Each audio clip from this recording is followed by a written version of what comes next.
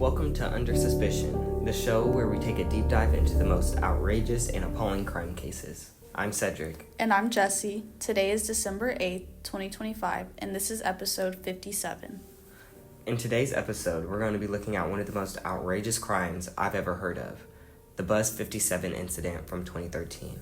But we're also going to be talking about the crime rate to the LGBTQ community and how living in poor, rural areas can affect your education and you as a person. But first, let's catch up what's been happening since the last episode. So, Cedric, how has your week been? It's been chill. I took my nephews downtown to show them around. What about you, Jessie? I've actually been good. I've just been chilling at home and enjoying the cozy weather. That's so awesome. You're so lucky. I wish I could have done that. But guys, let's jump into today's episode. In this first segment, we're going to talk about the horrible crime that happened to Sasha Fleshman on the Bus 57 back in 2013. Gee, I remember that. Wasn't that the non-binary person that was set on fire while sleeping on the bus? It sure was. So, for the people in the audience that don't know who Sasha Fleshman was, they were an 18-year-old non-binary high school student who was taking their daily bus ride home on the 57 bus while they decided that they wanted to take a nap. A few minutes passed by when Richard Thomas, a 16-year-old boy who went to Oakland High School, and his cousin Jamal decided they were going to play a prank and set Sasha's skirt on fire while they were sleeping on the bus. That is just crazy. Why would someone ever want to do that? I don't know. It's sick and sad to think about, but apparently it was just supposed to be a prank that Richard and Jamal played on someone. But the someone just so happened to be Sasha, and they were wearing a skirt, and let's be honest, they didn't look like the normal person to be wearing a skirt, so that's why they were targeted. Yeah, so then you can guess what happens next. Jamal and Richard decide, oh, okay, let's light the skirt on fire. Oh so my Richard gosh. proceeds to lick a lighter and light their skirt on fire, setting their legs on fire.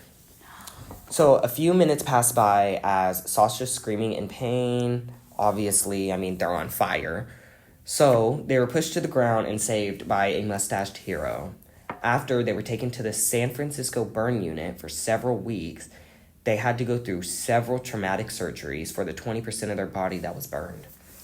That is just so sad, but my mind is still on what happened to Richard after he set them on fire, because this isn't just a funny little prank. This is the real deal. Did he run away? Did he have any consequences? What happened to him? I need to know. See, get this, because this makes my blood boil. This makes me want to, put my hands on somebody. This really gets me aggravated, because after setting Sasha on fire, Jamal and Richard decide to leave the bus. Just leave the scene completely. Jump out the back door of the bus. You're weird. So then, they hear Sasha screaming. Richard turned back, but guess what? What? He doesn't go back to help. He leaves. He just ran away? He just ran away. Oh. What are you doing? And he saw them on fire? Saw them on fire. Okay. Saw them on fire, knew he did it. So then, he runs away. He goes to school the next day. Everything's fine. Yeah. What? Yeah. Okay, keep going. He had a teacher that he always confided in. Her name was Miss Caprice. So Richard proceeds to go and, tell Miss Caprice what happened, because at this point in time of his life, he was trying to get back on track. But, you guys see how that ended out. So anyways, Richard goes to Miss Caprice's classroom. Miss Caprice is not in there, but the police are. Yeah. So the police snatch him up, take him to the station. Uh-huh. And while in custody, Richard finds out that he could be tried out as an adult for his crimes, which is, obviously, because you're 16-year-old, you should know better. Mm-hmm. They wanted to even charge him with aggravated mayhem and assault with the intent to cause great bodily harm. And they wanted to add a hate crime clause to each one that increased his prison time by 2 to 3 years. If he was convicted, he would most likely have to spend life in prison. Okay, Yeah. But I'm just confused, because what did Richard say in the interview that made them want to add hate crime clauses? Because I thought you only got hate crime charges if it was intentionally against another minority, because I thought it was just a prank, Oh, no. Not with intention. Oh, no, you're 100% correct. But, he wouldn't have gotten these hate crime clauses if he wasn't a dummy. Okay. Because they gave him the option to get a lawyer. He didn't want one. Okay. So, the idiot decides, I'm going to say I'm homophobic while having an interview with one of the officers about why he set them on fire. Just plain says, I'm homophobic, and then proceeds to say he thinks gay people do too much. So Officer Jones, who was the arresting officer, he obviously was shocked by this because he's like, okay, now we know. You know what I mean? Yeah, we know why you did it. We know why you did it. Like, cut the cameras. So then they added a hate crime charge to each one. Okay, but at the end of the day, Richard was found guilty, but he did not get tried as an adult only because Sasha and Sasha's parents did not want him to get tried as an adult. Okay, they felt bad because he was trying to get his life back on track. They thought it was just a mistake. You know, very loving and forgiving family because I don't know about you, Jesse. Somebody sets my child on fire. Right. We're rioting. I don't know. But he did initially have to spend 7 years in prison, but only had to serve 5 because of his good behavior and was released before his 21st birthday. That was very forgiving of Sasha and her family. Very. But to wrap up this segment, we're going to add news clips of what Sasha's mother had to say about the crime and how the community reacted. Right, because I need to know what she got to say.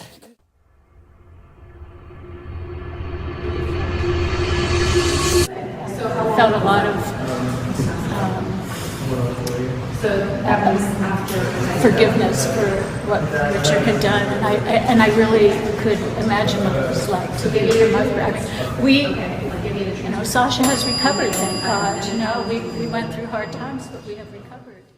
And following the latest out of Berkeley, where students and some staff at Maybach High School showed up to school this morning in kilts and skirts to support Sasha Fleischman. But Cedric, you really want to know what has me wondering after listening to all these news clips? What's that? How many people of those crimes are LGBTQ? And I also wonder if Richard acted like that because of the environment he grew in, and also how it affects his community and just community in general. You know, I didn't really think about the LGBTQ question before.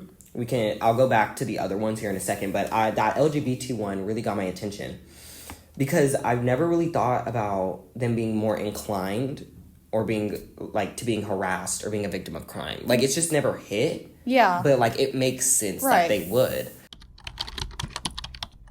So I'm actually looking at the research, and it shows that LGBTQ people are 5 times more likely to be victims in crimes.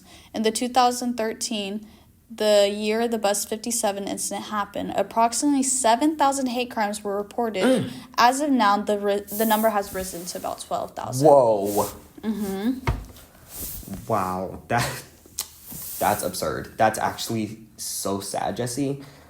Because why in the world would anyone try to harm someone because of who they like? Like, that has nothing to do with, them as a person. You know what I mean? Like, you got your bubble and then you got other people's bubble. But some people just decide they want to leave their bubble and come and pop other people's. Yeah. I don't know why. Maybe because they're bored, self-centered. I don't know. Yeah. But it's crazy. It's very sad and upsetting. Yeah. But you also have to think about the environment homophobic people grow up in. Because most of the time, homophobia is not something you're born with. It's something that is taught from your peers. See, I agree with that. I agree 100% with what you're saying. But I also agree with the fact that you can definitely separate yourself from the environment that you're in. Your environment doesn't make you, you make you. Right. To me personally. Because, I mean, yeah, you see people acting a certain way. But once you grow up and realize you have your own brain, things start to change. Yeah. And things were not changing for him. But also, we are living in a world where loving the person you want could get you injured or even killed in some instances. And from the story we've read, we've seen it, and we've heard about it firsthand.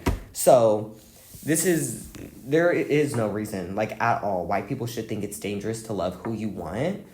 And honestly, with the increase of hate crime toward the LGBTQ community, because obviously there's a spike in it because it went from 7 to 12,000. Like, that's a pretty big jump. We as a whole community really need to focus on the fact that people are people. no matter if they're straight, gay, black, white, green, yellow, orange. Yeah, But, I agree. Yeah. No, that is 100% true. And it's just getting out of hand. Something needs to give immediately. The effects it's having on their community, it's very sad to see. Slowly, more and more people are going back into the closet just to be safe and heard by their peers. Which just ain't right, because the gay community has worked too hard for all that hard work to go straight in the trash because of certain bigoted people, and it's just not right. But to double back on your effect on the crime rates of the community, because I've done my research on this Okay. one. It does show that communities with higher crime rates, they tend to have less safety options, because when the crime increases, the safety measures tend to decrease with it, just because, like, you know, there's more crime going on than, like, safety measures. So, like, people are stopping to care about, like, there's certain things like Right. cameras and stuff like that. People don't really care about that if there's such a high crime rate. And another big problem is like the economic cost of things.